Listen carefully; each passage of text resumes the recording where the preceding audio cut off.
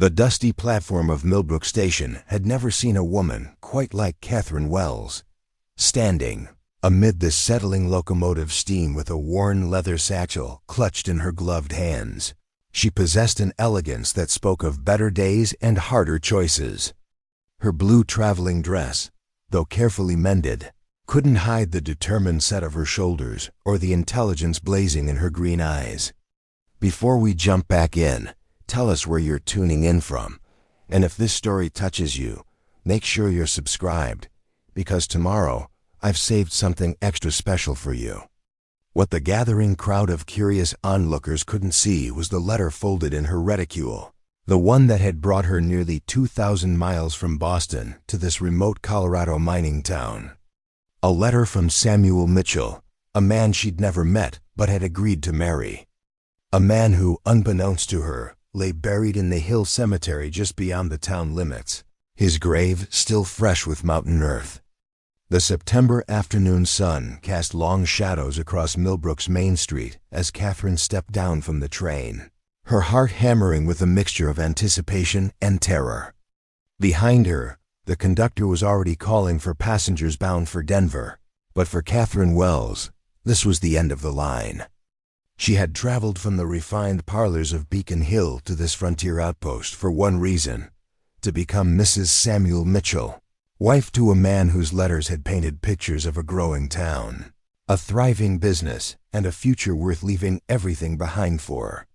The correspondence had begun through her cousin Margaret, who'd placed Catherine's name with a respectable matrimonial agency after Catherine's family had lost everything in the financial panic 2 years prior. Samuel's letters had arrived like clockwork every month, written in a careful hand that spoke of education and consideration. He'd described his lumber mill on Copper Creek, his plans for expansion, and his desire for a wife who could bring culture and refinement to their mountain community. Catherine had responded honestly about her reduced circumstances, her education, and her willingness to build a life far from everything she'd known. What had started as a practical arrangement had gradually warmed into something approaching affection, at least on paper. Margaret O'Brien emerged from the small crowd gathered to witness the train's arrival, her Irish accent cutting through the mountain air like a familiar song. As proprietor of the only respectable boarding house in Millbrook, Maggie had made it her business to know everyone's affairs, and she'd been expecting Catherine for weeks. The robust woman with graying red hair and knowing eyes approached with a smile that didn't quite reach her face, and Catherine felt the first cold finger of unease touch her spine. "You'd be Miss Wells then," Maggie said, her voice carrying a heaviness that seemed at odds with her welcoming words. "Samuel spoke of you often. Come, let's get you settled. We have much to discuss." The walk to O'Brien's boarding house took them down Millbrook's main thoroughfare, past the general store where curious faces pressed against windows, past the Silver Dollar Saloon where men in dusty work clothes paused their conversations to tip their hats, and past the sheriff's office where a tall man with a tin star watched their procession with troubled eyes. Catherine noticed how conversations seemed to die as they passed, how glances were exchanged when people thought she wasn't looking. The town felt like it was holding its breath, waiting for something to happen. Maggie's boarding house stood at the corner of Main Street and Church Road, a 2-story structure painted white with green shutters and a wraparound porch that spoke of care and attention. Flower boxes still bloomed with late summer petunias, and the windows gleamed with recent washing. It was exactly the sort of place Catherine had imagined when Samuel had written about the accommodations he'd arranged for her arrival. What he hadn't mentioned was why she would need accommodations at all, when they were supposed to be married within days of her arrival. The parlor of the boarding house was furnished with pieces that had clearly traveled west in wagon trains, a mixture of frontier practicality and Eastern refinement that told stories of other lives left behind. Maggie settled Catherine in a chair near the window and poured tea from a service that had seen better days but still retained an air of respectability. The ritual gave both women time to study each other, and Catherine found herself appreciating the frank assessment in Maggie's blue eyes. Samuel was a good man, Maggie began, and Catherine's world tilted on its axis. The past tense hit her like a physical blow, and the teacup rattled against its saucer as she set it down with trembling hands. Was? The word came out as barely a whisper. Maggie reached across the small table and took Catherine's hands in her own work-worn ones. 3 weeks ago, child. A matter of honor, they said. A duel at dawn by the old mill. He was defending your reputation against young Marcus Ashford's vile insinuations. The room seemed to spin around Catherine as the implications crashed over her. She had traveled 2,000 miles to marry a dead man. Her carefully constructed future, built on months of correspondence and tentative hope, had crumbled before she'd even set foot in the town that was supposed to become her home. The practical part of her mind, the part that had learned to calculate costs and consequences during her family's financial ruin, immediately began tallying the disaster. She had no return ticket, precious little money, and no prospects beyond this remote mountain town where she knew not a soul. "Tell me everything," Catherine said, surprised by the steadiness of her own voice. If she had learned anything during the past 2 years of genteel poverty, it was that information was the first step toward survival. Maggie poured fresh tea and settled back in her chair, clearly relieved that Catherine wasn't going to dissolve into hysterics. Samuel owned the most successful lumber mill in the valley, built it up from nothing over 8 years. The Ashfords now, they own the largest ranch and most of the mining claims around these parts. Vincent Ashford's been trying to buy Samuel out for years, make him an offer he couldn't refuse, if you take my meaning. Catherine understood perfectly. She'd seen similar tactics employed by Boston's business elite, though they typically used financial pressure rather than outright intimidation. And when Samuel refused, young Marcus took to spreading lies about you, saying terrible things about why a woman of quality would need to seek a husband through correspondence. Samuel's a fool to believe he was getting anything more than damaged goods. Maggie's face flushed with anger at the memory. Samuel couldn't let such talk stand. He challenged Marcus to a duel. The code of honor that governed men's behavior in these frontier towns was something Catherine understood in theory but had never seen enacted with such devastating consequences. In Boston, such matters were settled with words and social ostracism. Here, apparently, they were settled with pistols at dawn. Who was Samuel's second? Catherine asked, remembering the customs that surrounded such affairs. William Carson. Will's been Samuel's closest friend since they came west together. He tried to talk Samuel out of the duel, tried to find another way to settle things, but Samuel's mind was set. Maggie paused, studying Catherine's face carefully. Will's the one who's been handling Samuel's affairs since the funeral.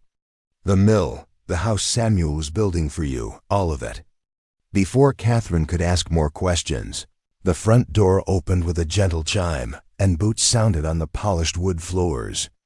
Maggie rose to greet the visitor, and Catherine heard a man's voice, deep and careful, asking after Miss Wells. Her pulse quickened, as she recognized this must be the moment she'd been both anticipating and dreading since Maggie's revelation. William Carson was not what Catherine had expected. Where Samuel's letters had painted a picture of himself as ambitious and forward-thinking, Will Carson appeared to be a man who thought carefully before he acted. He was tall and lean, with brown hair that showed the effects of outdoor work and gray eyes that seemed to take in everything without passing immediate judgment. His clothes were well made but practical, and he carried himself with the quiet confidence of a man who knew his own capabilities. Most importantly, there was a sadness in his expression that spoke of genuine grief for his lost friend. Preparing and narrating this story took us a lot of time, so if you are enjoying it, subscribe to our channel. It means a lot to us. Now back to the story. "Miss Wells," he said, removing his hat as he entered the parlor. "I'm Will Carson. I wish we were meeting under different circumstances." Catherine rose and extended her hand, noting how carefully he took it. as if she were made of spun glass and might break at any moment. "Mr. Carson, Mrs. O'Brien has been explaining the situation. I've been managing Samuel's affairs since." He paused, clearly searching for the right words. "I wanted to speak with you as soon as you arrived. There are decisions to be made." Maggie excused herself to check on supper preparations, leaving Catherine alone with this man who represented her only connection to the life she'd planned to build. Will took the chair across from her, his hat balanced on his knee, and studied her with those thoughtful gray eyes. "Samuel spoke of you often," he said finally. "Your letters meant a great deal to him. He was excited about your arrival, made plans." His voice trailed off, and Catherine saw his hands tighten slightly on his hat brim. "What kind of plans?" she asked gently, sensing that Will needed to talk about his friend as much as she needed to understand what she'd stepped into. "He finished the house he was building on Willow Creek, furnished it with pieces he ordered from Denver. Said he wanted everything to be perfect for his bride." Will's voice carried a mixture of affection and pain. "He was a good man, Miss Wells. He didn't deserve to die defending your honor against lies spread by a spoiled boy with too much money and too little sense." Catherine felt tears threaten but pushed them back. She'd done enough crying during her family's downfall to know that tears solved nothing. "What happened in the duel?" Will was quiet for a long moment, his gaze fixed on something beyond the window. When he spoke, his voice was carefully controlled. "Marcus is young and quick with a pistol, but he's also reckless. Samuel was more deliberate, more careful with his aim. The problem was, Samuel tried to wound rather than kill. His shot caught Marcus in the shoulder, enough to end the duel with honor satisfied." "But Marcus—" Will's jaw tightened. "Marcus fired as he was falling. His shot took Samuel in the chest." The unfairness of it struck Catherine like a physical blow. Samuel had tried to show mercy, to resolve the matter without taking a life, and it had cost him everything. She thought of his letters, filled with plans for their future, descriptions of the life they would build together, and felt the weight of dreams that would never be realized. "Dr. Blackwood did everything he could," Will continued. "But the bullet had done too much damage. Samuel lived long enough to ask me to look after you, to make sure you were provided for." Catherine looked up sharply at this. "Provided for?" "The mill is profitable, the house is paid for, and Samuel had savings set aside. Legally, as his intended bride, you have some claim to his estate, though it would need to be sorted through the courts. More immediately, I've been thinking about your situation since we received word of your arrival." There was something in Will's tone that made Catherine study his face more carefully. He was choosing his words with the same precision she'd noticed in his movements, building towards something important. "Mr. Carson, please speak plainly. What are you suggesting?" Will met her gaze directly, and she saw resolve settle in his gray eyes. "I'm suggesting that Samuel's promise to you shouldn't die with him. The house he built, the life he planned, the protection of his name and reputation. You came here in good faith, left everything behind to honor an agreement. That agreement should be honored." Catherine felt her breath catch as she understood what he was proposing. "You're asking me to marry you. I'm asking you to let me fulfill Samuel's obligation. You need protection and provision in a town where the Ashfords still hold considerable power and harbor resentment over Marcus's injury. I need—" He paused, searching for words. "I need to know that Samuel's death wasn't meaningless, that something good can come from this tragedy." The proposal was practical, born of honor and grief rather than affection, but Catherine found herself considering it seriously. Will Carson struck her as a man who would keep his word, who would treat her with respect and consideration. More importantly, he was offering her something she desperately needed, a future in a world where her options were extremely limited. What would such an arrangement entail? She asked, her practical nature asserting itself. Marriage in name and law, protection and provision, partnership in building the life Samuel envisioned. As for the personal aspects, Will's voice gentled. Those would develop as they will, with no pressure or expectations beyond mutual respect and consideration. It was more than many women in her situation could hope for, and certainly more than she could expect if she tried to return to Boston with no money and no prospects.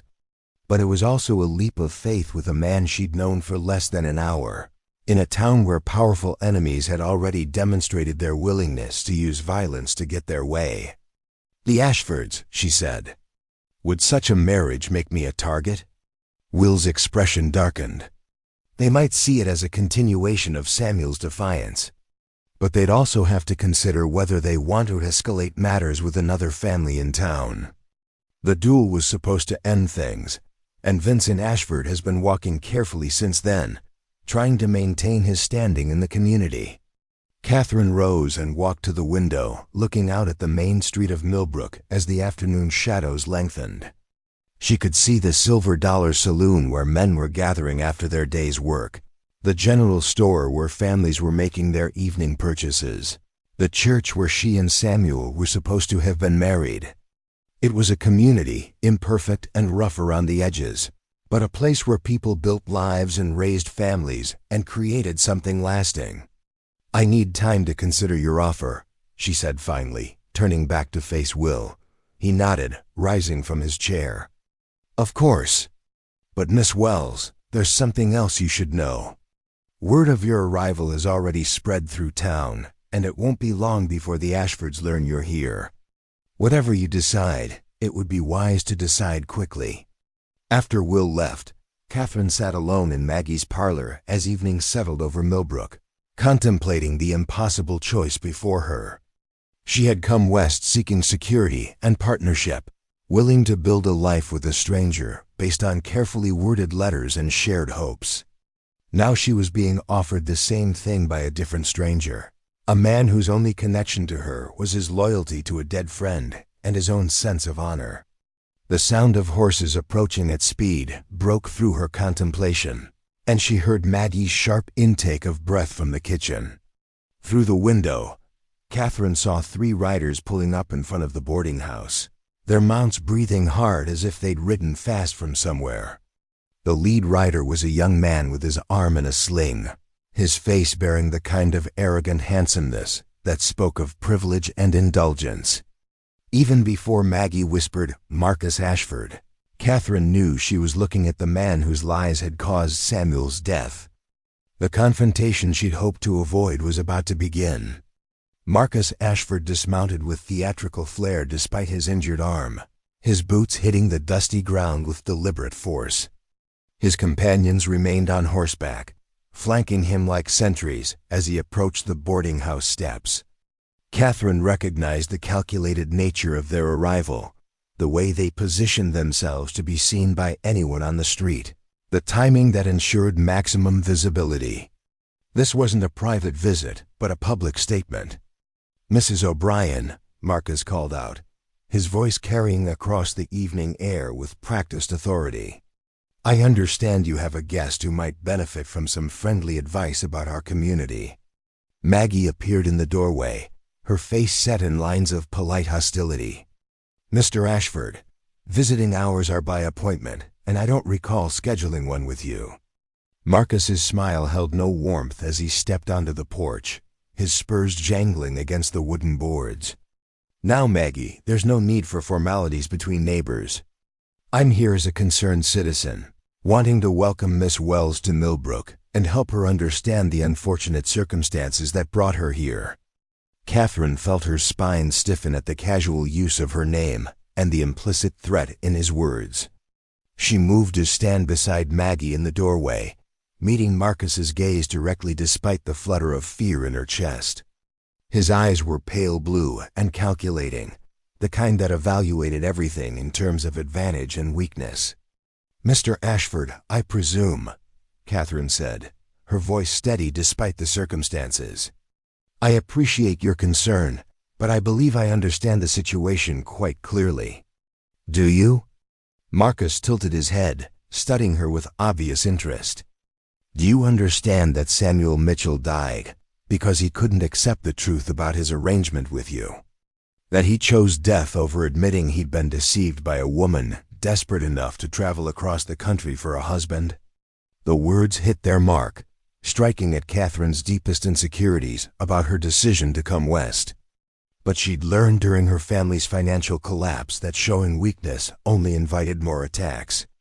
I understand that a man died defending my reputation against lies spoken by someone too cowardly to face the consequences of his words without weapons. Marcus's smile faltered slightly, and his companions shifted in their saddles. Careful, Miss Wells. You're new here, so perhaps you don't realize how precarious your position is.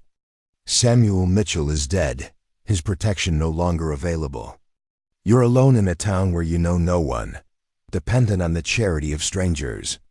She's not alone.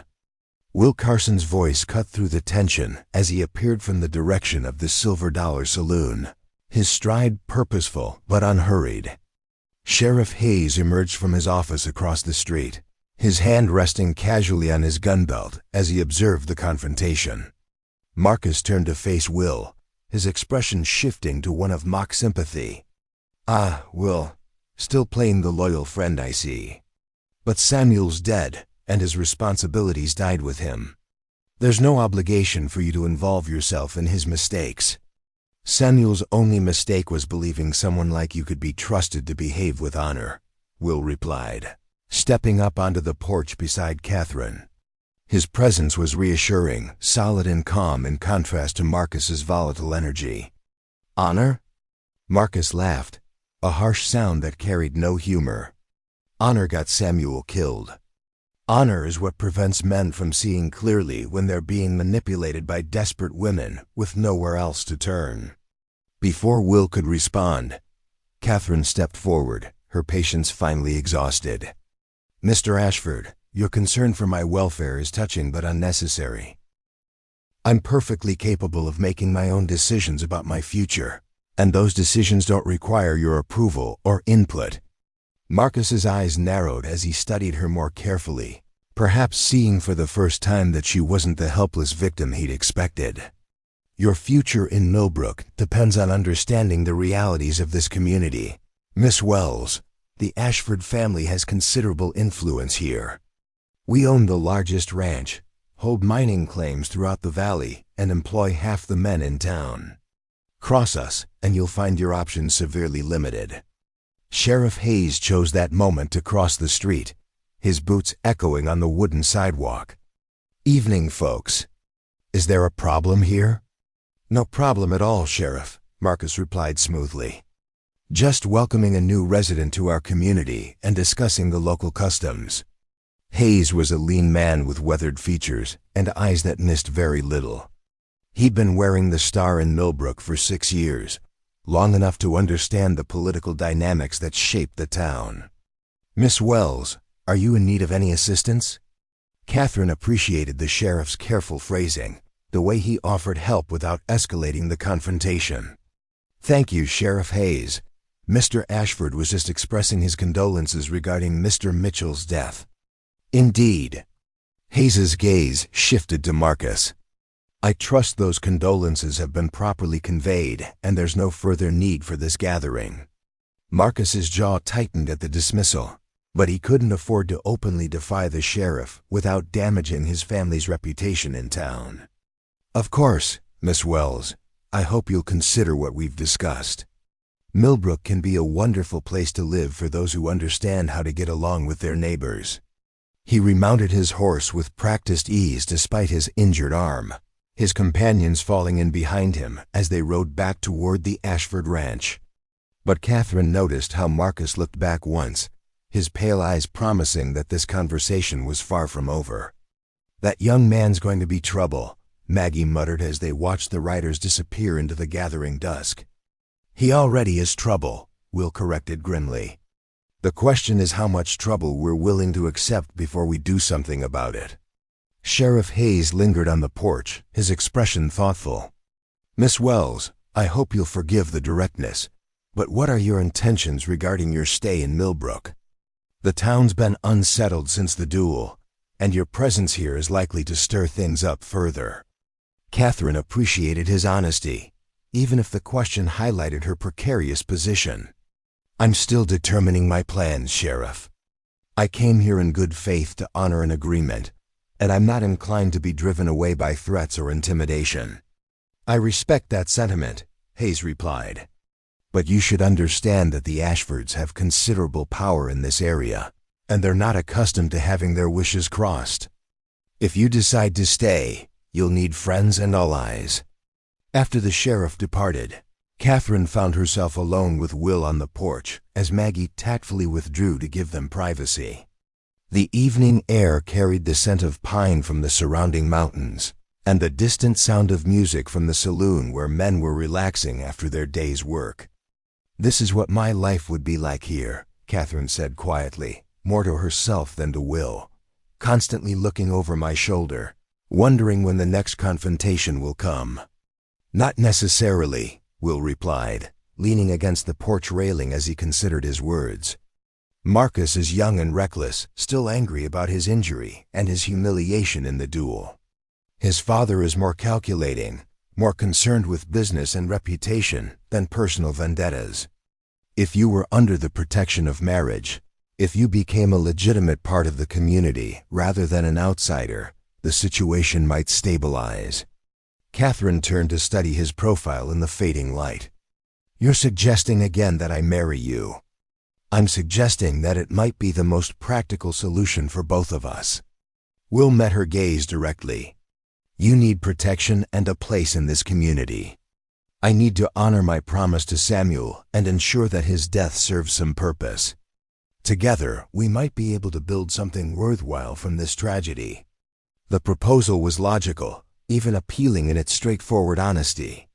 But Catherine had learned to be wary of decisions made from desperation or limited options. "What do you know about me, Mr. Carson? Beyond Samuel's letters and this evening's conversation, what basis do you have for believing we could build a successful partnership?" Will considered the question seriously, as she'd come to expect from him. "I know you had the courage to travel 2,000 miles to marry a stranger based on letters and hope. I know you didn't collapse when you learned Samuel was dead, but instead began evaluating your options and planning your next steps. I know you stood up to Marcus Ashford when many people would have cowered or fled. Those qualities suggest someone I could respect and work with, regardless of personal affection." "And personal affection?" Catherine asked, surprised by her own boldness. "Might develop over time, with patience and mutual consideration," Will replied honestly. "Samuel spoke of you with growing warmth as your correspondence continued. He began as a practical man seeking a practical arrangement and found himself genuinely caring for a woman he'd never met. Perhaps such feelings can grow from proximity and shared purpose as well as letters." Before Catherine could respond, the sound of approaching footsteps interrupted their conversation. A young girl emerged from the gathering darkness, her blonde hair catching the lamplight from the boarding house windows. She appeared to be around 14, with the kind of fearless curiosity that often got children into trouble. "Excuse me," the girl said, stopping at the bottom of the porch steps. "Are you Miss Wells? The lady who came to marry Mr. Mitchell?" "I am," Catherine replied gently, recognizing the child's need for answers. "And you are?" "Lucy Turner.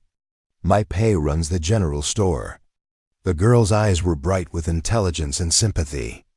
"I wanted to say I'm sorry about Mr. Mitchell. He was always kind to me, always had a piece of candy or a kind word when I helped Paya with deliveries." Catherine felt her throat tighten at this glimpse of Samuel as he'd been in life, not just the tragic figure of her imagination, but a real man who'd been part of this community. "Thank you, Lucy. That means a great deal to me." Lucy glanced around as if checking for eavesdroppers, then stepped closer to the porch. "Miss Wells, there's something you should know. I was in the store today when some of Mr. Ashford's men came in for supplies. They were talking about you, saying things about why a lady would come west for a husband, making jokes about what they thought you must be like." Will's expression darkened, and Catherine felt a chill that had nothing to do with the mountain air. "What kind of things, Lucy?" "Ugly things," the girl replied, her young face showing distress at having to repeat such talk. "Pa made them leave, said he wouldn't tolerate that kind of language in his establishment." "But Miss Wells, they weren't just talking. They were making plans about how to make you leave town." Catherine exchanged a worried glance with Will. It seemed the Ashfords. Intimidation wouldn't be limited to direct confrontations, but would include a campaign to make her life in Millbrook unbearable. "Thank you for warning me, Lucy," Catherine said warmly. "It took courage to come here and tell me this." The girl straightened with pride at being called courageous. "Mr. Mitchell was building that house for you, Miss Wells. He showed me the plans once, talked about how happy he was that someone special was coming to share it with him. It wouldn't be right for the Ashfords to drive you away when he worked so hard to make a place for you here." After Lucy departed with promises to keep her ears open for more information, Catherine and Will sat in companionable silence on the porch steps, both lost in thought. The stars were beginning to appear in the clear mountain sky, and the sounds of the town were settling into evening routines. "Samuel's house," Catherine said finally. "Would you show it to me tomorrow? I think I need to see what he built, what he envisioned for our life together." "Of course," Will agreed. "It's about 2 miles upstream on Willow Creek, in a grove of cottonwoods that Samuel said reminded him of a picture book. He wanted you to have privacy and beauty, away from the noise and dust of town." Catherine tried to imagine Samuel Mitchell planning their future home, choosing the location and designing the rooms where they would have lived and loved and perhaps raised children. The weight of dreams that would never be realized pressed down on her, but alongside the sadness was a growing determination. Samuel had died defending her honor. The least she could do was ensure that his sacrifice counted for something. "Mr. Carson," she said quietly, "if I were to accept your proposal, what would you expect from such a marriage? Not just the practical arrangements, but the personal ones as well." Will was quiet for a long moment, clearly choosing his words with care. "I would expect mutual respect, honest communication, and a genuine effort to build a partnership worthy of Samuel's memory. As for intimacy—" He paused, and Catherine could see the faint flush on his cheeks even in the lamplight. "Such things should develop naturally, with patience and consideration for both parties. There would be no demands, no expectations beyond what you were comfortable offering." It was more than many women could expect from arranged marriages, more consideration than she'd received from suitors in Boston who'd seen her families. Financial ruin as an opportunity for easy conquest. Will Carson appeared to be that rarest of men, one who understood that true partnership required consent and mutual respect. "I would need time to mourn Samuel properly," Catherine said slowly, testing the waters of possibility.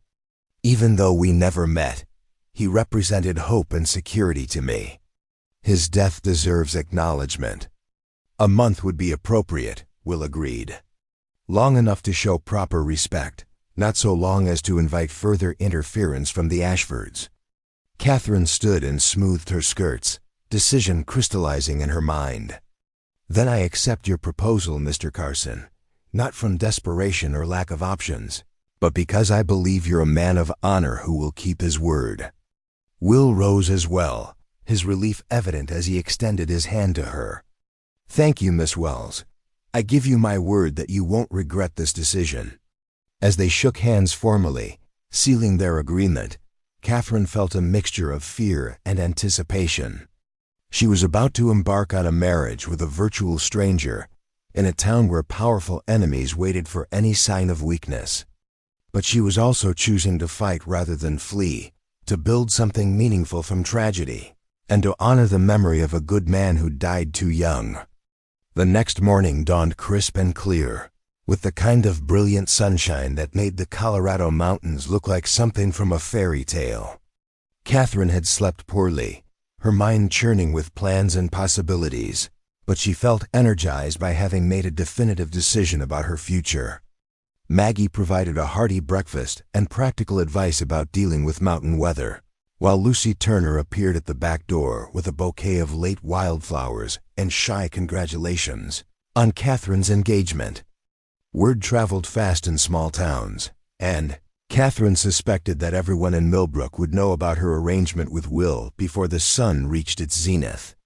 Will arrived promptly at 9 o'clock, driving a well-maintained buggy pulled by 2 sturdy horses. He wore his best clothes and carried himself with the air of a man escorting his fiancée on an important outing. The ride to Samuel's house gave them an opportunity to talk privately, away from the curious eyes and ears of the town. "Tell me about Samuel," Catherine requested as they followed the winding creek road through stands of aspen and pine. "Not the man from his letters, but Samuel as you knew him." Will guided the horses around a bend that revealed the creek running clear and swift over smooth stones. "Samuel was the most optimistic man I ever knew. When we came west 8 years ago, he saw opportunity where others saw hardship. He believed this country could become something special if people were willing to work for it." "What brought you both west originally?" "The war," Will replied simply. "We served together in the same regiment, saw too much death and destruction. When it ended, we wanted to build something instead of tearing it down. Samuel had heard about the timber opportunities in Colorado, and I was ready for a new start." Catherine absorbed this information, adding another layer to her understanding of the man she'd never met. "Did he ever speak of wanting a family?" "Constantly, especially after he started corresponding with you. He'd talk about teaching sons to work the mill, about daughters who might inherit your refinement and education. He wanted to create a legacy, something that would outlast his own life." The house appeared around another bend, and Catherine's breath caught in her throat. Samuel had chosen his location well. The structure sat in a clearing surrounded by tall cottonwoods, their leaves already turning gold with the approach of autumn. It was larger than she'd expected, built of local stone and pine with a wraparound porch that would provide shade in summer and protection from snow in winter. Every detail spoke of care and planning, from the position that would catch morning sun to the garden plot already prepared for spring planting. "He designed it himself," Will said as he helped her down from the buggy. "Spent months planning every room, every window placement. He wanted it to feel like a home, not just a house." They walked through the rooms together, Catherine's heels echoing on polished wood floors. The kitchen was spacious and well-appointed, with a modern stove and plenty of workspace for preserving and cooking. The parlor had built-in bookcases and large windows that framed views of the creek and mountains. Upstairs, the master bedroom included a private balcony overlooking the water, and 2 additional rooms waited for the children Samuel had hoped to have. "It's beautiful," Catherine said softly, running her hand along the smooth banister of the staircase. "He put so much thought into every detail. He wanted you to feel welcomed here, wanted it to be worthy of the woman he was coming to care for." Will paused at the foot of the stairs. "Catherine, if you're not comfortable living here, if it feels too much like living in another woman's shadow, we could build something new." Catherine considered this offer, appreciating his sensitivity to her feelings. But as she looked around the house Samuel had built with such hope and love, she felt not sadness but determination. "No, this house represents Samuel's dreams for the future. I think the best way to honor his memory is to make those dreams come true, even if not in the way he originally planned." They spent the morning exploring the property, Will pointing out the mill downstream that provided Samuel's income and would now support their household. The operation was sophisticated, with a water wheel that powered multiple saws and equipment for processing lumber for shipment throughout the territory. 2 employees, Jake Morrison and Tom Bradley, maintained the daily operations and seemed relieved to learn that Will would be continuing Samuel's work.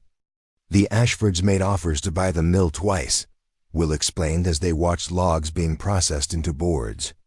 "Samuel refused both times, said he didn't trust them to treat the workers fairly or maintain the quality standards our customers expect."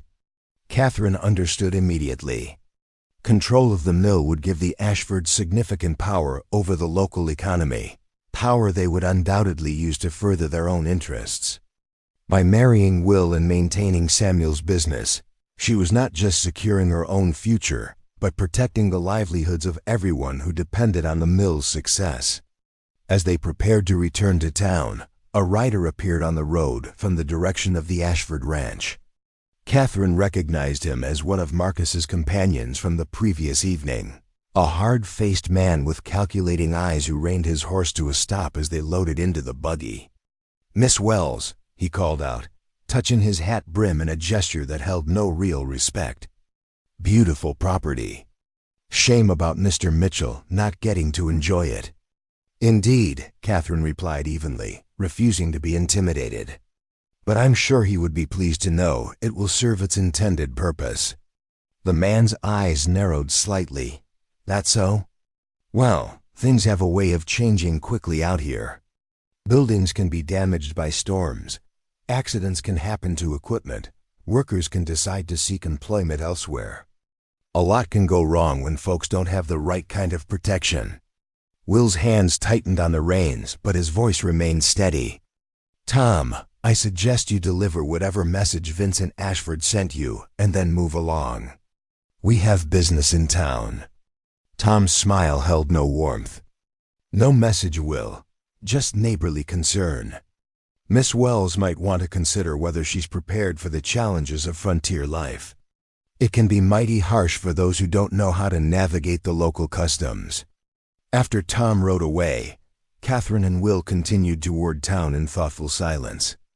The threat had been delivered with careful indirection, but its meaning was unmistakable. The Ashfords were prepared to escalate their pressure, to make life difficult not just for Catherine, but for anyone associated with her. "Will," Catherine said as they neared the boarding house, "I need to ask you something important. Are you prepared for what choosing to marry me might cost you?" The Ashfords clearly see this as a continuation of their conflict with Samuel, and they won't hesitate to make you a target as well. Will pulled the buggy to a stop and turned to face her directly. "Catherine, Samuel was my closest friend, the brother I never had. He died defending your honor and his own principles. If standing with you means facing the same enemies he faced, then that's what I'll do. Some things are worth fighting for, and some fights choose you whether you want them or not." His words carried conviction that reassured Catherine even as they underscored the danger they would face together. She was beginning to understand that her decision to stay and marry Will wasn't just about securing her own future, but about taking a stand against those who used wealth and intimidation to control others. As they parted ways at the boarding house, Catherine realized that the careful courtship described in her correspondence with Samuel was being replaced by something more urgent and intense. She and Will were being forged into partners not by gradual affection, but by shared danger and common cause. Whether such a foundation would prove strong enough to support a lasting marriage remained to be seen. But for now, it was enough that they stood together against the gathering storm. The news of Catherine's engagement to Will Carson spread through Millbrook like wildfire on dry prairie grass. By noon the following day, every shopkeeper, rancher, and mill worker in the valley had heard the story, and opinions were divided sharply along predictable lines. Those who had respected Samuel Mitchell and valued hard work over inherited wealth saw the arrangement as honorable, a testament to loyalty and proper conduct. Others, particularly those who depended on Ashford money for their livelihoods, whispered about unseemly haste and questioned the propriety of such arrangements. Dr. Henry Blackwood was among the first to offer his congratulations, arriving at the boarding house with a bouquet of late-blooming roses from his garden and an expression of genuine warmth. The physician was a thoughtful man in his 50s, educated in Philadelphia before choosing the frontier over city practice for reasons he rarely discussed. His approval carried weight in the community, and Catherine appreciated both his gesture and the implicit support it represented. "Miss Wells," he said, removing his hat as Maggie ushered him into the parlor. I wanted to express my pleasure at hearing of your engagement to Will Carson. Samuel spoke of you often during his final weeks, and I believe he would approve of this arrangement wholeheartedly." Catherine accepted the roses gratefully, touched by the doctor's kindness. "Dr. Blackwood will mention that you attended Samuel during his final hours. I hope his passing was peaceful." The doctor's expression grew somber, and he clasped his hands behind his back as he considered his words. "Samuel was unconscious for most of that time, Miss Wells, but in his lucid moments he spoke of you, of his hopes for your arrival and his plans for your future together. His final coherent words were asking Will to ensure that you were protected and provided for. In that sense, your engagement to Will fulfills Samuel's last request." The weight of that responsibility settled on Catherine's shoulders like a mantle she hadn't expected to wear. Samuel's dying wish had been for her welfare, and Will had taken that obligation seriously enough to offer marriage to a woman he barely knew. The gesture spoke to character traits that gave her confidence in her decision. "Doctor," Catherine said carefully, "may I ask your assessment of the current situation with the Ashford family? As someone who treats everyone in this community, you must have insights into their intentions." Dr. Blackwood moved to the window, gazing out at the street where normal life continued despite the undercurrents of tension. "Vincent Ashford is a businessman first and foremost. He understands that open conflict disrupts commerce and draws unwanted attention from territorial authorities. However, his son Marcus is young, angry about his injury, and convinced that his family's position in this valley is being challenged. And you believe Marcus will escalate matters? I believe Marcus sees your presence here as a personal affront, a reminder of his humiliation in the duel. Young men with wounded pride can be unpredictable, especially when they have resources and allies to support their impulses." The doctor turned back to face her. "Miss Wells, I attended Marcus after the duel, and I can tell you that his injury was serious, but not permanently disabling. What concerns me more is his state of mind. He spoke repeatedly about making Samuel pay for his presumption, about teaching lessons that the whole town would remember." Catherine felt a chill at the implications. "But Samuel is beyond his reach now." "Indeed, but you are not. Nor is Will, nor anyone associated with Samuel's memory and business interests." Dr. Blackwood's voice carried genuine concern. "I'm not trying to frighten you, Miss Wells, but I believe you should understand the nature of the opposition you may face." Before Catherine could respond, Lucy Turner burst through the front door without ceremony, her young face flushed with excitement and alarm. "Miss Wells!" "Dr. Blackwood, you need to know what's happening at the mill." Maggie appeared from the kitchen, flour dusting her apron as she prepared the evening's bread.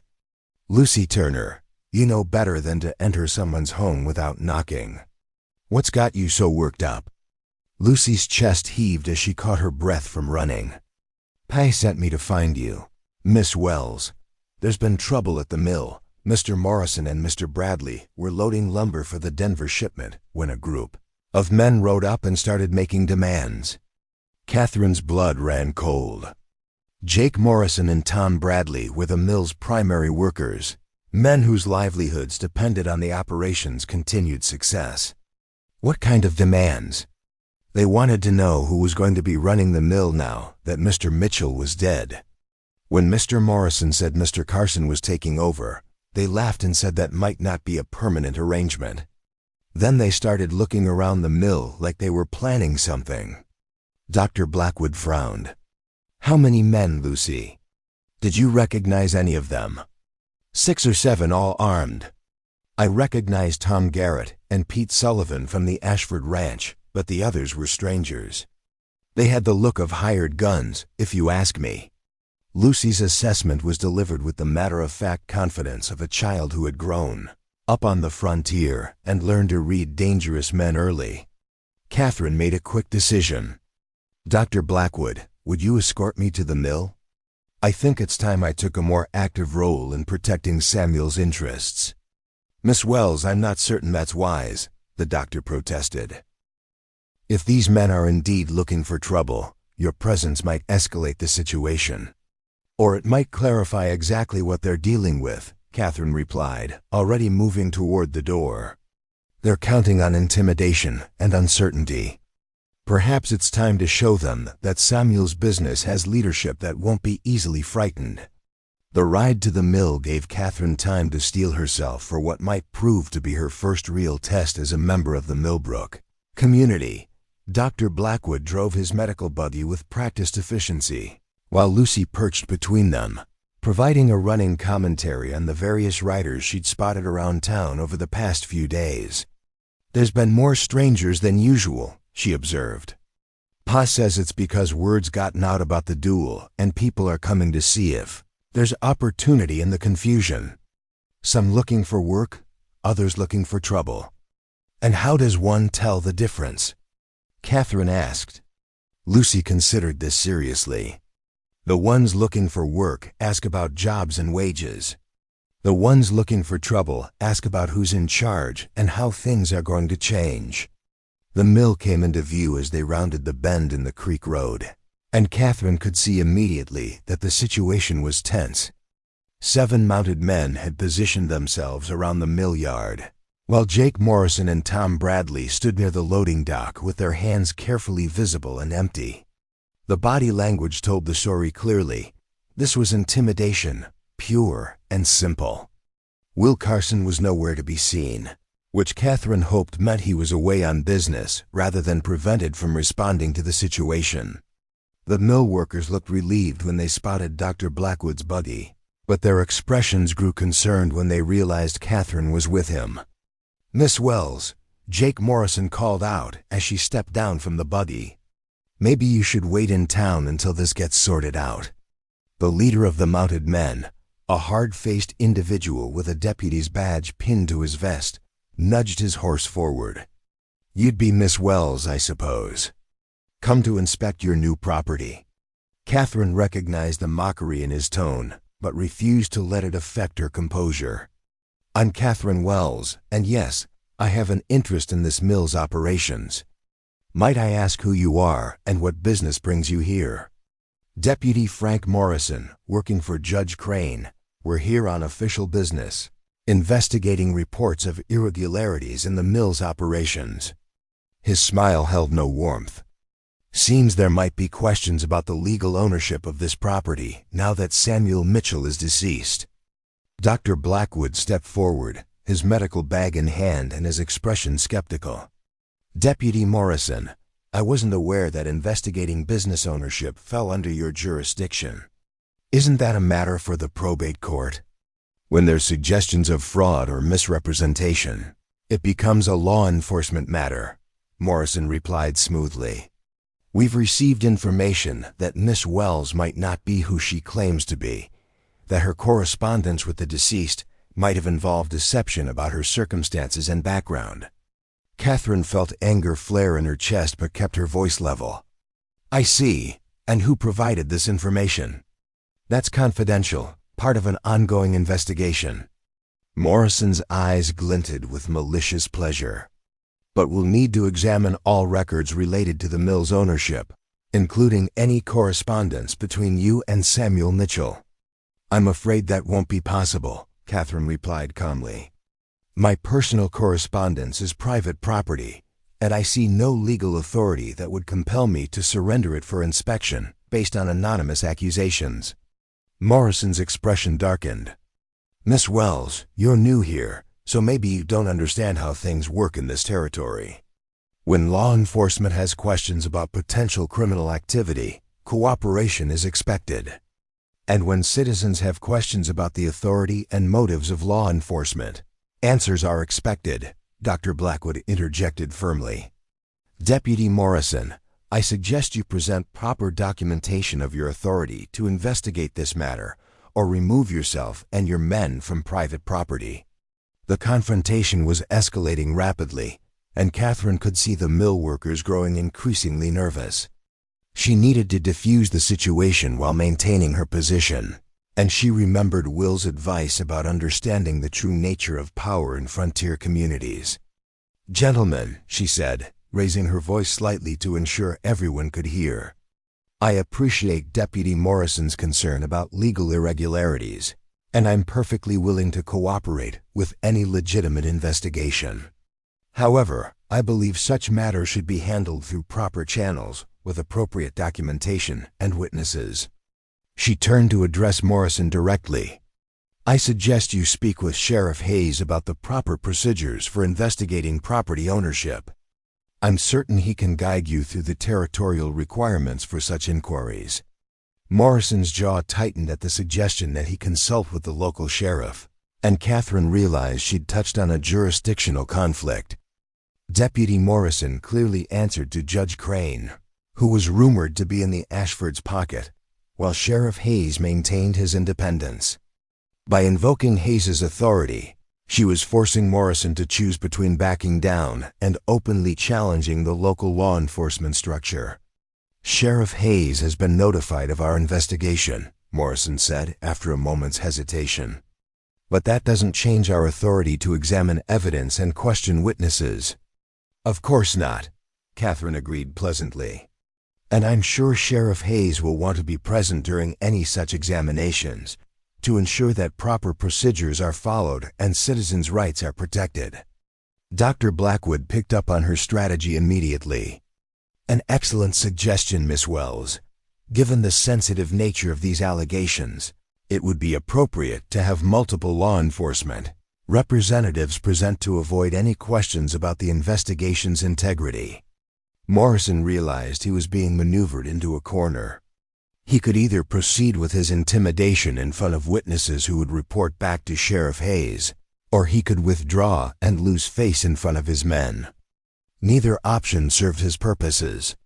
"This matter isn't concluded," he said finally, wheeling his horse around.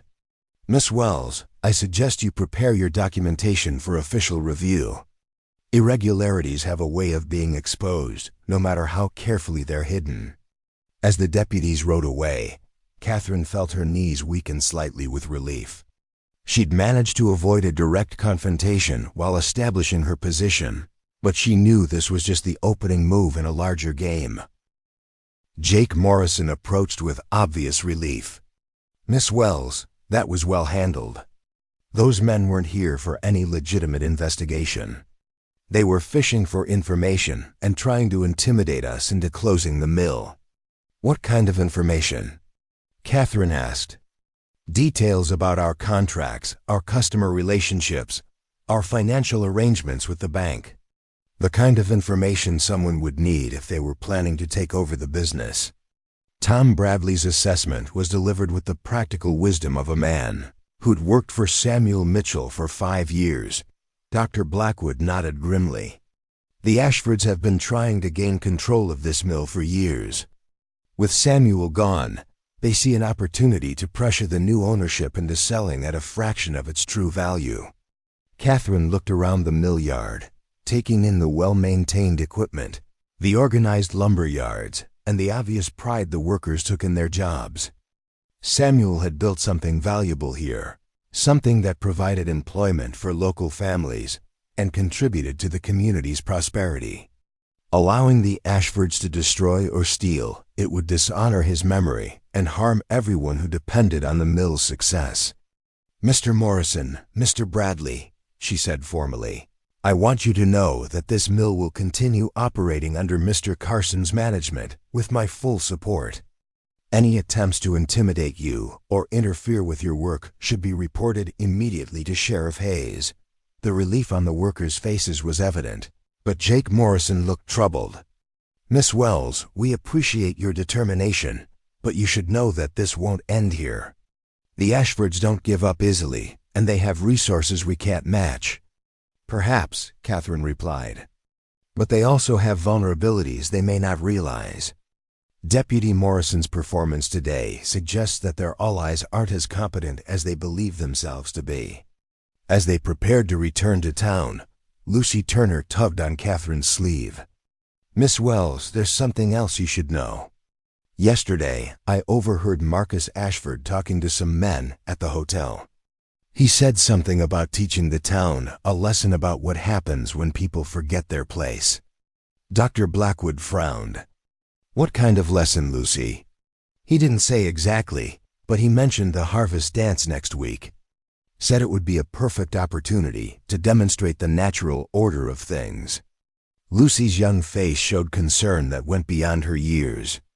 Miss Wells, I don't think you should attend that dance. Catherine considered this warning carefully. The harvest dance was Millbrook's primary social event, an annual celebration that brought together families from throughout the valley. Avoiding it would send a clear message that she could be intimidated, that the Ashfords had succeeded in isolating her from the community. But attending could expose her to public humiliation or worse. Lucy, I appreciate your concern, Catherine said finally. But running away from social gatherings won't solve anything. If Marcus Ashford wants to make a public statement, perhaps it's time the community saw how such statements are received by people of genuine character. Dr. Blackwood's expression showed both admiration and worry. Miss Wells, your courage is commendable, but discretion might be the better part of valor in this case. Public confrontations can escalate quickly, especially when alcohol is involved. Which is exactly why they shouldn't be avoided, Catherine replied. The Ashfords are counting on fear and isolation to achieve their goals. The best way to counter that strategy is to demonstrate that their intimidation tactics don't work. As they rode back toward town, Catherine found herself thinking about the nature of courage and the different forms it could take.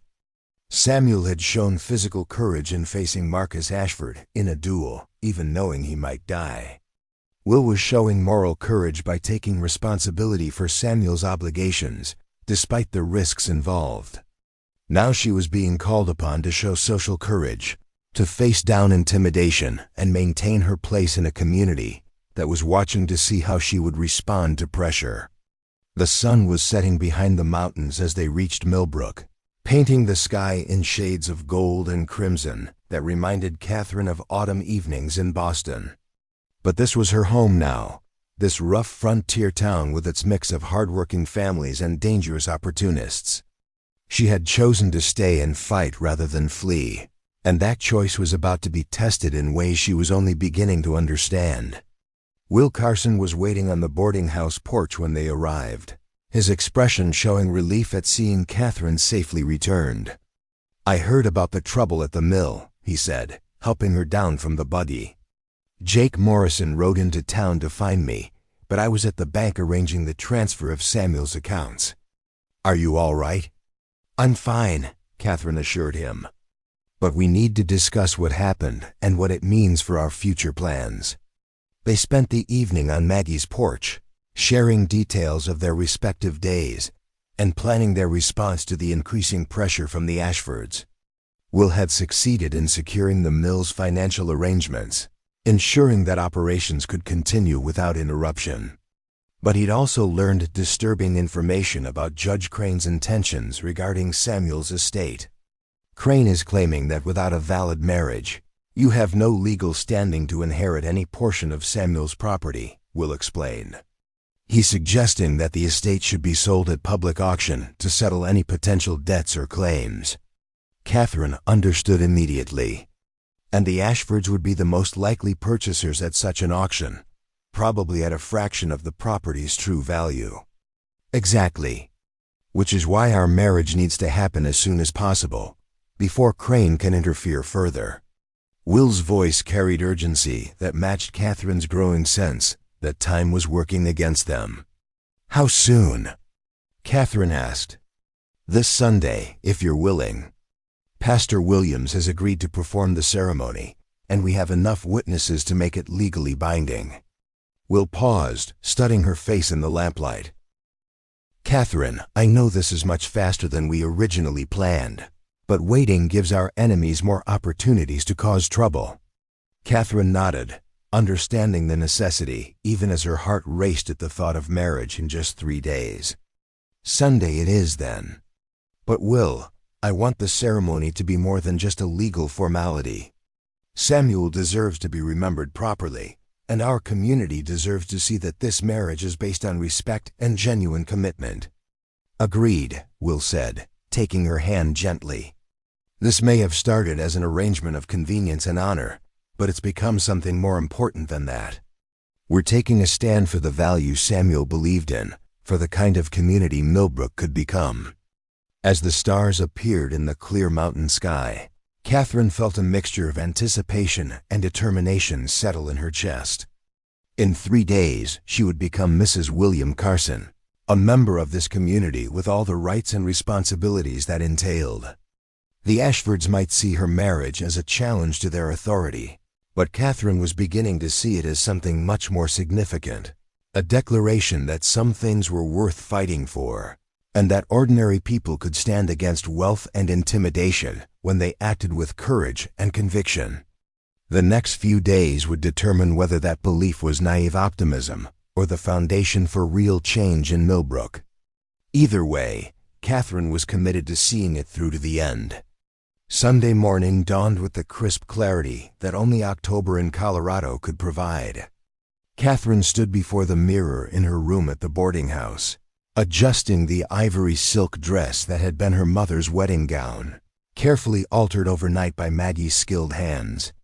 The dress was simple but elegant, with pearl buttons running down the back and delicate lace at the collar and cuffs. It had traveled across the continent in her trunk, a symbol of hope and continuity that now seemed prophetic. The church bells began their call to worship across the valley, their bronze voices carrying over the rustling cottonwoods and the distant sound of Copper Creek running swift and cold toward winter. Through her window, Catherine could see families making their way along the wooden sidewalks, dressed in their Sunday finest and carrying covered dishes for the traditional feast that would follow the ceremony. The sight should have filled her with anticipation, but instead she felt the weight of watchful eyes and unspoken questions. Maggie appeared in the doorway carrying a small bouquet of white roses and mountain asters, her Irish eyes bright with unshed tears. "You look beautiful, child. Your mother would be proud to see you wearing her dress with such grace." Catherine accepted the flowers with trembling fingers, touched by Maggie's thoughtfulness. "I keep thinking about what she would say about all this. Marrying a man I've known for less than a week, in a town where half the population considers me an interloper. Your mother was a practical woman who understood that life rarely follows the plans we make for it," Maggie replied gently. "She'd say you're making the best of difficult circumstances with dignity and courage, and that's all anyone can ask of themselves." Lucy Turner burst through the door without ceremony, her young face flushed with excitement and concern. "Miss Wells, you need to know what's happening at the church." The Ashfords arrived early with at least a dozen men, all armed and looking like they're expecting trouble. Catherine's stomach clenched with anxiety. She'd known this day wouldn't pass without incident, but she'd hoped the Ashfords would respect the sanctity of a church wedding enough to avoid open confrontation. "Are Sheriff Hayes and his deputies there?" "Yes, but they're outnumbered. Pa sent me to tell you that maybe you should wait. Let things calm down before trying to go to the church." Lucy's voice carried the worried tone of someone who'd seen frontier conflicts escalate quickly into violence. Maggie moved to the window, peering out at the street where more armed men than usual seemed to be, lounging against buildings and watching the boarding house. "There's definitely something planned. Too many strangers in town, too many men wearing guns to church." Catherine took a deep breath, steeling herself for what she knew would be the most important decision of her new life in Millbrook. She could postpone the wedding, give in to intimidation, and allow the Ashfords to dictate the terms of her existence in this community. Or she could walk to that church with her head held high and claim her place as Will Carson's wife, regardless of the consequences. "Lucy, please tell your father that I appreciate his concern, but I'm going to church this morning as planned. Some things are more important than safety, and keeping promises is one of them." Catherine's voice carried a determination that surprised even her. The walk to the church became a procession that drew attention from every corner of Millbrook. Catherine walked between Maggie and Dr. Blackwood, who had appointed himself her escort, while Lucy skipped ahead to announce their approach. Behind them followed a growing group of townspeople who seemed drawn by curiosity and perhaps a sense that they were witnessing something significant.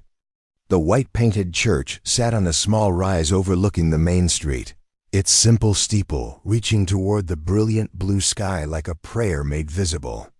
Under normal circumstances, it would have been a peaceful setting for a wedding, with families gathering on the front steps and children playing in the churchyard.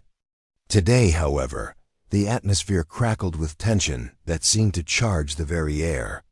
Vincent Ashford stood near the church entrance, resplendent in a black suit with silver buttons and a string tie held by a turquoise clasp. His presence commanded attention without demanding it, the kind of natural authority that came from years of wielding power and having that power respected. Beside him, Marcus paced restlessly, his injured arm still carried in a sling, but his good hand resting conspicuously on his gun butt.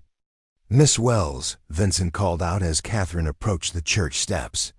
"How delightful to see you looking so radiant on this important day. I trust you're prepared for the significant changes that marriage will bring to your circumstances." Catherine paused at the bottom of the steps, meeting Vincent's calculating gaze with steady composure. "Mr. Ashford, I appreciate your interest in my welfare, though I confess I'm surprised to see you here. I wasn't aware you were particularly close to Mr. Carson or myself." Vincent's smile carried the warmth of a snake in winter. "In a community like ours, Miss Wells, everyone's business affects everyone else. Your marriage to Will Carson has implications that extend far beyond personal happiness. I felt it was important to witness this union personally." Before Catherine could respond, Will Carson emerged from the church, his face showing relief at seeing her safe arrival and concern about the tense atmosphere surrounding the building. He wore his best dark suit and carried himself with quiet dignity, but Catherine could see the wariness in his gray eyes as he assessed the assembled crowd. "Catherine," he said, offering his arm, "I was beginning to worry that you'd reconsidered." "Never," she replied firmly, accepting his escort. "Though I see we have more witnesses than expected." Pastor Williams appeared in the church doorway, his weathered face showing the strain of a man caught between his spiritual duties and the political realities of frontier life. He was a thin, earnest man who'd served the Millbrook community for 8 years, conducting marriages, baptisms, and funerals with equal dedication. Today, however, he looked like a man who wished he were anywhere else. "Folks," Pastor Williams announced, his voice carrying across the churchyard, "we're here for a sacred ceremony, a celebration of love and commitment. I trust everyone will conduct themselves with appropriate reverence and respect." Marcus Ashford stepped forward, his young face twisted with barely controlled anger. "Pastor, before you proceed with this ceremony, I think the community deserves to know the truth about this arrangement. This isn't a marriage born of love and mutual affection. This is a business transaction designed to defraud Samuel Mitchell's estate and deny his rightful heirs their inheritance." A murmur ran through the assembled crowd, and Catherine felt every eye turned toward her. This was the moment she'd been dreading, the public challenge to her character and motivations that would define her place in the community going forward. "Mr. Ashford," she said, her voice carrying clearly in the mountain air, "I'm curious about your sudden concern for Samuel Mitchell's estate, given that your family spent years trying to pressure him into selling his property at below market prices." Marcus's face flushed red with anger. Samuel Mitchell was a stubborn fool who died for nothing, defending the honor of a woman who deceived him about her true circumstances. "You're nothing but a fortune-hunting spinster who saw an opportunity to gain property and status through deception." The insult hung in the air like smoke from a gun barrel, and Catherine felt the collective intake of breath from the crowd. In frontier communities, such accusations demanded response, and everyone present understood that her reaction would determine not just her own fate, but the future of her marriage and her place in Millbrook. Will Carson stepped forward, his hand moving instinctively toward his gun, but Catherine placed a restraining hand on his arm. This was her fight, her chance to prove that she belonged in this community and deserved the respect that came with that belonging. "Mr. Ashford," she said calmly, "your assessment of my character appears to be based on incomplete information. Perhaps you'd be willing to share the source of your knowledge about my circumstances and motivations." Marcus glanced at his father, clearly expecting support, but Vincent remained silent, watching the exchange with calculating eyes. The young man was on his own, forced to back up his accusations with evidence he didn't possess. "Everyone knows what kind of woman travels across the country to marry a stranger," Marcus blustered. "Desperate women, damaged women, women with nowhere else to turn." "You're absolutely right," Catherine replied, her admission stunning the crowd into silence. "I am exactly that kind of woman. I'm desperate for a chance to build a meaningful life. I'm damaged by circumstances beyond my control that destroyed my family's security. I had nowhere else to turn when I made the decision to come west." She paused, letting her words sink in before continuing. "But what you seem to misunderstand, Mr. Ashford, is that such circumstances don't define a person's worth or character. They simply define the challenges that person must overcome." Samuel Mitchell understood that. He saw potential and promise where others might see only problems. Dr. Blackwood stepped forward, his medical bag in hand and his expression stern. "Marcus, your accusations are not only ungentlemanly, but factually incorrect. I've read Samuel's correspondence with Miss Wells, and I can attest that her representations about herself were honest and forthright. She never concealed her reduced circumstances or the reasons for seeking marriage through correspondence." "How would you know what was in their letters?" Marcus demanded. "Because Samuel showed them to me when he was making his will," the doctor replied calmly. "He wanted to ensure that his intentions regarding Miss Wells were clearly documented, should anything happen to him. He was particularly pleased by her honesty about her family's financial difficulties and her willingness to work hard to build a new life." This revelation sent another murmur through the crowd, and Catherine saw several faces turn toward her with new respect. Samuel had shared her letters, had spoken positively about her character to others in the community. The knowledge warmed her heart even as it strengthened her position against Marcus's attacks. Vincent Ashford finally spoke, his voice carrying the authority of years of command. "Marcus, that's enough. We came here to witness a wedding, not to relitigate old grievances." But Marcus was beyond his father's control now, driven by wounded pride and alcohol that Catherine could smell on his breath despite the early hour. "No, Pa. This whole charade needs to be stopped before it goes any further. Will Carson is making a mistake that will haunt this community for years." He turned to address the crowd directly. "This woman is a fraud and a schemer. She's using Samuel's death to gain property and position that rightfully belonged to his family. I say we stop this mockery of a wedding before it can proceed." Sheriff Hayes materialized at Catherine's elbow, his hand resting on his gun butt and his expression grimly professional. "Marcus Ashford, you're dangerously close to disturbing the peace and interfering with a legal ceremony. I suggest you step back and allow Pastor Williams to proceed." "Legal?" Marcus laughed harshly. "What's legal about a marriage arranged to defraud an estate? Sheriff, you should be investigating this woman's claims, not protecting her schemes." Will Carson had heard enough. He stepped forward, his own hand moving to his weapon, his gray eyes cold with controlled anger. "Marcus, you've insulted my intended bride and impugned her character without justification. I believe you owe Miss Wells an apology." "I owe her nothing," Marcus spat. "Just like my family owes Samuel Mitchell's memory nothing. He chose to die for this woman's false honor, and now she's using his death to steal what doesn't belong to her." The confrontation was escalating rapidly toward violence, and Catherine realized that she needed to act decisively to prevent bloodshed on what was supposed to be her wedding day.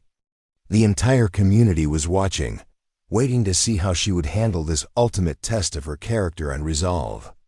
"Mr. Ashford," she said, stepping between Will and Marcus with deliberate courage. "You seem to believe that I'm some kind of criminal mastermind, capable of elaborate deceptions and complex schemes. I'm flattered by your assessment of my capabilities, but I fear you're giving me far too much credit." She turned to address the assembled crowd, her voice carrying clearly across the churchyard. "I came to Millbrook to marry Samuel Mitchell based on correspondence that grew over several months. That correspondence was honest on both sides, and Samuel's intentions toward me were honorable and clearly stated. His death was a tragedy that changed everything I'd planned for my future." Catherine paused, gathering her thoughts and her courage. "Mr. Carson offered to honor Samuel's commitment to me, not because of any scheme or deception, but because he's a man of character who believes in keeping promises. If that makes me a fraud and him a fool, then I'm proud to be associated with such foolishness." The crowd was listening intently now, drawn by the sincerity in her voice and the dignity with which she was handling Marcus's attacks. Catherine could see faces softening, heads nodding in agreement with her words. "As for Samuel's estate," she continued, "I have no legal claim to anything beyond what Mr. Carson chooses to share as my husband. I didn't come here seeking property or position. I came seeking partnership and the chance to build something meaningful with a good man. That Samuel died before we could fulfill that promise doesn't change the validity of what we both wanted." Pastor Williams seized the moment to regain control of the situation. "Miss Wells speaks with wisdom and grace that does credit to her character. Now, unless someone has legal grounds to prevent this ceremony, I suggest we proceed with the marriage as planned." Marcus looked around desperately, seeking support that wasn't forthcoming. His father remained silent, Sheriff Hayes stood ready to enforce the peace, and the crowd seemed increasingly sympathetic to Catherine's position. He was isolated, his accusations falling flat in the face of her honest response. "This isn't over," he said finally, his voice tight with frustrated rage. "Mark my words, Will Carson, you'll regret this decision before the year is out." "That may be," Will replied calmly, "but I'd rather face regret for doing what's right than live with the shame of abandoning what's honorable." As Marcus stalked away with several of his supporters, the atmosphere around the church began to lighten. Families moved closer to the church steps, children resumed their playing, and the normal sounds of a community gathering gradually replaced the tense silence of confrontation. Catherine found herself surrounded by well-wishers offering congratulations and support. Mrs. Turner from the general store pressed a small wrapped gift into her hands. Jake Morrison and Tom Bradley from the mill tipped their hats respectfully. Even some people she didn't recognize stepped forward to express their approval of how she'd handled Marcus's challenge. Miss Wells, an elderly woman named Mrs. Patterson, said, taking Catherine's hands in her weathered ones, "You showed real backbone out there. Samuel would have been proud to see how you stood up for yourself and his memory." Pastor Williams called for attention, and the crowd gradually arranged itself around the church steps for the ceremony. Catherine noticed that Vincent Ashford remained in the back of the gathering, watching proceedings with unreadable eyes, but Marcus was nowhere to be seen. She hoped his departure meant the worst of the confrontation was over, but something in Vincent's expression suggested that the Ashford family's opposition was far from finished. The wedding ceremony itself was simple but moving, conducted in the clear mountain air with the entire community as witness. Pastor Williams spoke about the sacred nature of marriage, the importance of partnership in building strong communities, and the way love could grow from respect and shared purpose. When he asked if anyone had reasons why the marriage should not proceed, the silence was complete and affirming. Will's vows were spoken in his steady, quiet voice, promising to honor and protect Catherine, to share his life and fortunes with her, and to be the husband Samuel would have wanted her to have. Catherine's response came from her heart, promising to be a true partner, to support Will's endeavors, and to help build the life Samuel had envisioned for this valley. When Pastor Williams pronounced them husband and wife, the kiss they shared was gentle but meaningful, sealing not just their marriage but their commitment to face whatever challenges lay ahead together.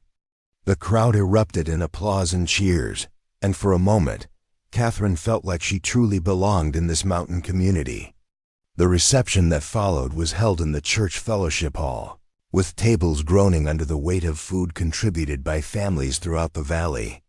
Catherine found herself passed from group to group, meeting people she'd only heard about, learning the intricate web of relationships that bound the community together. The warmth and acceptance she encountered helped ease the memory of Marcus's harsh words and vindicated her decision to stand her ground. But even as she smiled and accepted congratulations, Catherine remained aware of the undercurrents of tension that Marcus's confrontation had revealed. Not everyone in Millbrook supported her marriage to Will, and the Ashford family's opposition was likely to continue in more subtle but equally dangerous forms. The battle for acceptance and belonging was far from over, and the real test of her resolve was yet to come. The harvest dance was scheduled for the following Saturday evening, and Catherine had spent the week settling into married life with a mixture of contentment and apprehension. Will had moved her belongings to Samuel's house by Willow Creek, and they were learning to navigate the delicate balance of a marriage built on mutual respect rather than romantic love. Their conversations over morning coffee revealed shared values and complementary temperaments, suggesting that affection might indeed grow from their foundation of honor and partnership. The mill continued operating smoothly under Will's management, with orders from Denver keeping both Jake Morrison and Tom Bradley busy 6 days a week. Catherine had thrown herself into understanding the business, studying the account books and learning about timber grades and shipping schedules. Her education proved valuable in managing correspondence with customers and suppliers, and she found satisfaction in contributing meaningfully to their shared enterprise. But underneath the routine of domestic life, tension continued to simmer. Marcus Ashford had been conspicuously absent from town since the wedding, though reports from travelers suggested he was spending time in Denver, possibly recruiting additional support for whatever scheme he was planning. Vincent Ashford maintained his usual business activities, but Catherine noticed that Ashford ranch hands seemed to be everywhere in Millbrook, watching and listening with obvious purpose. The evening of the harvest dance arrived with crisp autumn air and a full moon that turned the valley silver. Catherine wore her best green silk dress, one she'd managed to save from her family's financial ruin, and Will looked handsome in his dark suit with a string tie that had belonged to Samuel. They walked to the community hall hand in hand, their breath visible in the cold air, while music and laughter drifted across the valley from the already crowded building. The hall had been decorated with corn stalks and pumpkins, autumn leaves and late wildflowers that created a warm, festive atmosphere. Families had contributed food for a potluck supper, and the local musicians had tuned their fiddles and guitars for an evening of dancing that would celebrate the successful harvest and the community bonds that sustained mountain life through long winters. Catherine and Will were greeted warmly by most of the attendees, with congratulations on their marriage and invitations to join various groups around the hall. Mrs. Turner insisted on introducing Catherine to several women she hadn't met, while Jake Morrison pulled Will aside to discuss a large order from a Denver construction company. The evening began with the comfortable rhythms of community celebration, and Catherine allowed herself to hope that the worst of their troubles might be behind them. That hope proved premature when Marcus Ashford arrived near 8 o'clock, accompanied by half a dozen men Catherine didn't recognize. They weren't dressed for dancing, and their obvious discomfort in the social setting suggested they were more accustomed to saloons and gambling halls than community gatherings. Marcus himself appeared to have been drinking, his face flushed and his movements carrying the careful precision of someone trying to hide intoxication. "Well, well," Marcus announced loudly enough for half the hall to hear. "If it isn't Millbrook's newest couple, Will Carson and his mail-order bride, playing at being respectable citizens." The music faltered as the musicians sensed trouble, and conversations died throughout the hall. Catherine felt every eye turned toward them, and she steeled herself for another public confrontation. Will moved slightly in front of her, his hand resting casually near his gun, but Catherine placed a restraining touch on his arm. "Marcus," Will said evenly, "this is a community celebration. Everyone's welcome to join the dancing and festivities, but I trust you'll conduct yourself appropriately." Marcus laughed, the sound carrying no humor. "Conduct myself appropriately?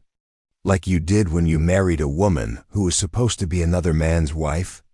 That's your idea of appropriate behavior?" Dr. Blackwood stepped forward from the group of older men near the refreshment table. "Marcus, you're disturbing a peaceful gathering. Perhaps you should reconsider your tone and your accusations." "Accusations?" Marcus's voice rose further. "I'm stating facts, Doctor. This woman deceived Samuel Mitchell about her circumstances, then used his death to manipulate Will Carson into marriage. She's a fraud and a schemer, and this whole town is pretending otherwise." Sheriff Hayes emerged from the crowd, his expression stern despite the festive surroundings. "Marcus Ashford, you're drunk and disorderly. I suggest you leave peacefully before this goes any further." But Marcus was beyond reason now, driven by alcohol and wounded pride to a confrontation he'd been planning all week. "Sheriff, you should be arresting her, not protecting her. I have evidence of her deception, proof that she lied about her background and her family circumstances." Catherine felt her heart stop. Evidence?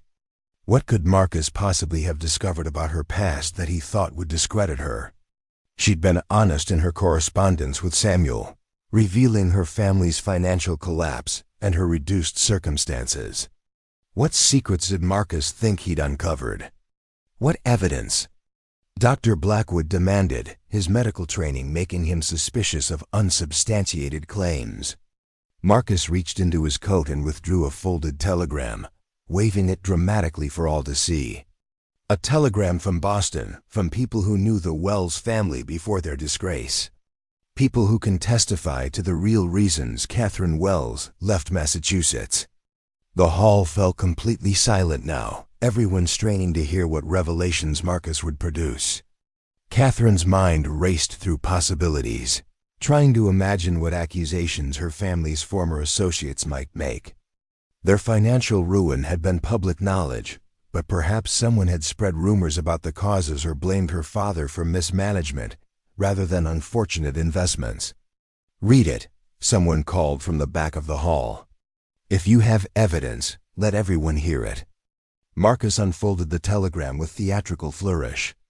Catherine Wells, daughter of merchant family, left Boston under suspicious circumstances related to family business scandal. Father accused of embezzling customer funds before financial collapse. Family reputation destroyed by criminal investigation. Daughter fled west to escape social disgrace and possible prosecution. The words hit Catherine like physical blows, and she felt the blood drain from her face. The accusation was both true and false in the most devastating way possible. Her father had indeed been accused of embezzlement during the investigation into their business collapse, but the charges had been dropped when auditors determined that the losses resulted from legitimate but poorly timed investments, rather than criminal activity. By then, however, the scandal had destroyed their social standing and made remaining in Boston impossible. The crowd's reaction was immediate and divided. Some faces showed shock and disappointment, while others displayed skepticism about Marcus's accusations. Catherine realized that this was the moment that would define not just her place in Millbrook, but the success or failure of her marriage too. Will, how she responded now would determine whether she could build a life in this community or would be forever marked as an outsider with a shameful past. "Mr. Ashford," she said, her voice carrying clearly despite the tremor in her hands. "Your telegram is both accurate and misleading, which makes it particularly effective slander." She stepped forward, addressing not just Marcus but the entire assembled community. "My father was indeed accused of embezzlement during the investigation into our family's financial collapse. Those accusations were false, as the investigators ultimately determined, but the damage to our reputation was irreversible. Catherine paused, gathering her courage for what might be the most important speech of her life. "What your telegram doesn't mention is that my father spent every penny of his personal fortune trying to repay investors who lost money in his business ventures, even though he had no legal obligation to do so. He died of a heart attack brought on by the stress of trying to restore funds that were lost through bad luck rather than bad intentions."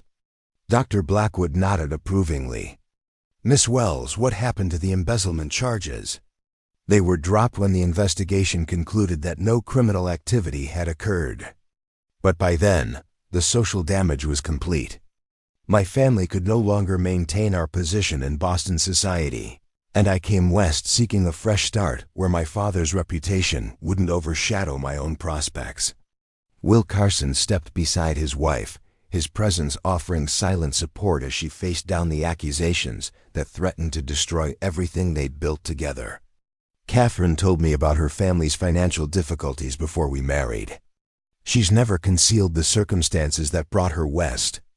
Marcus's triumph began to crumble as his evidence proved less damaging than he'd hoped. "But she didn't tell Samuel about the criminal investigation, about the scandal that forced her to leave Boston. She let him believe she was simply reduced in circumstances, not fleeing disgrace." "Because the disgrace was undeserved," Catherine replied firmly. "My father was an honest man who made poor business decisions during difficult economic times.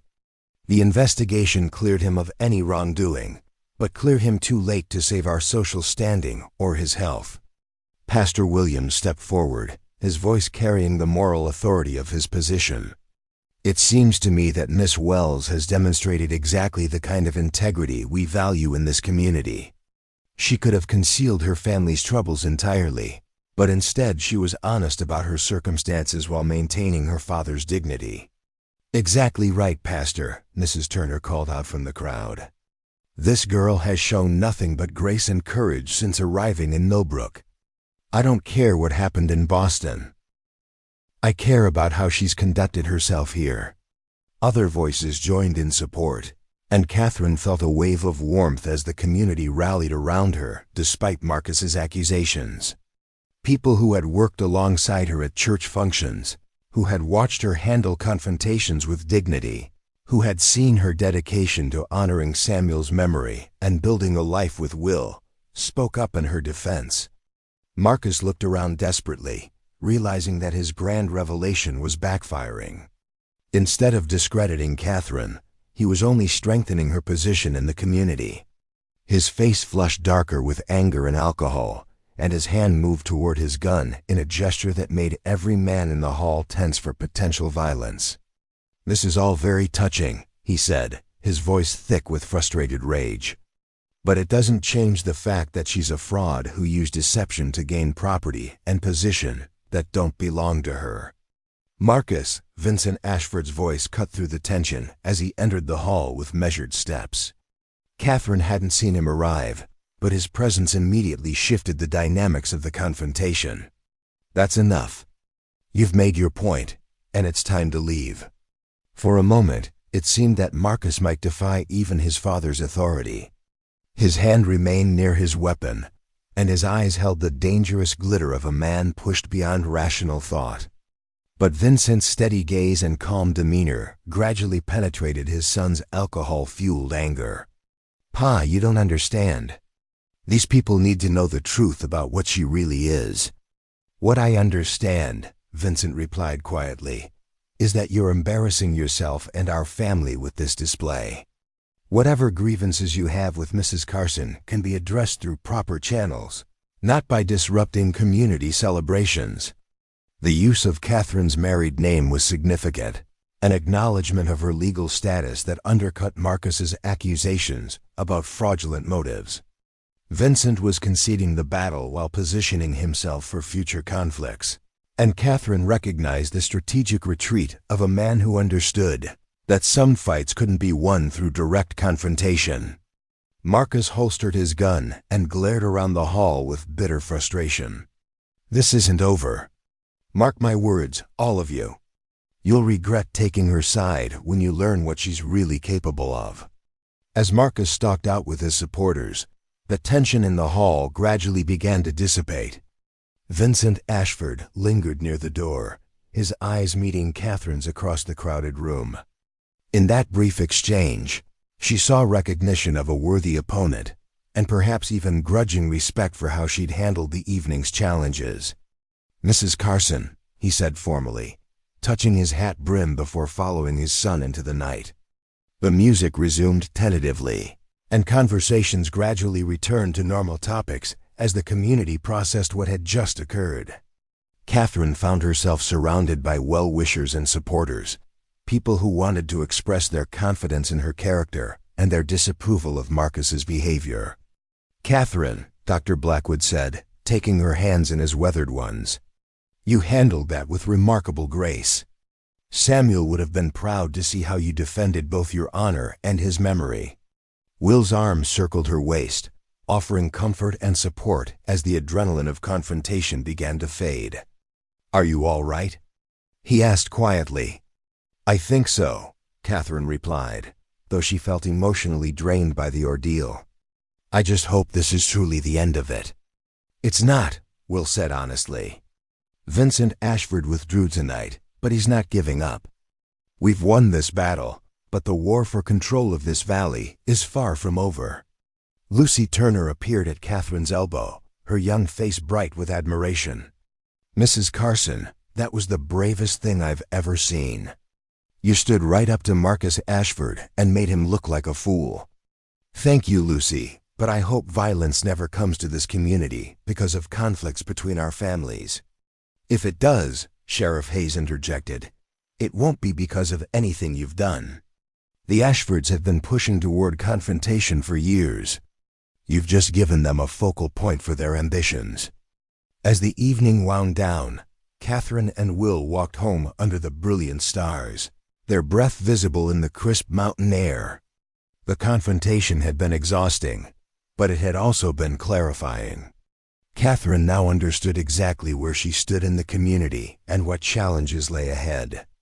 "Will," she said as they reached their front porch, "whatever happens next, I want you to know that I'm grateful for the chance you gave me to build a life here.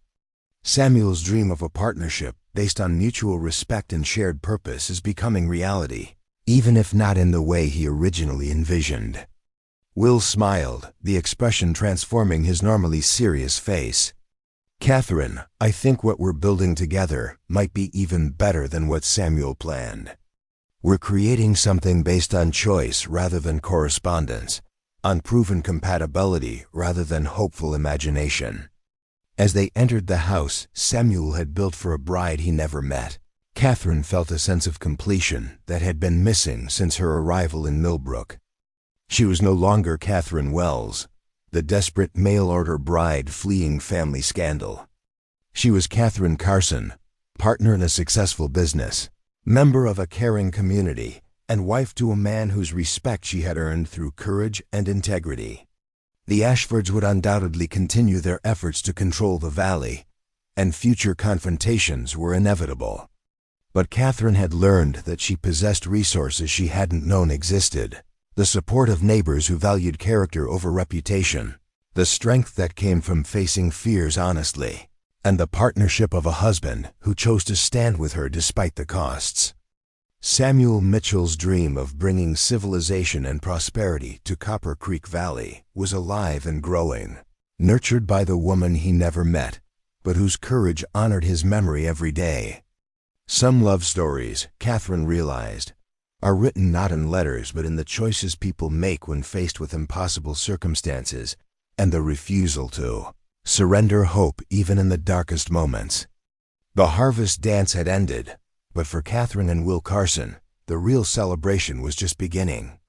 Up next, you've got 2 more standout stories right on your screen. If this one hit the mark, you won't want to pass these up.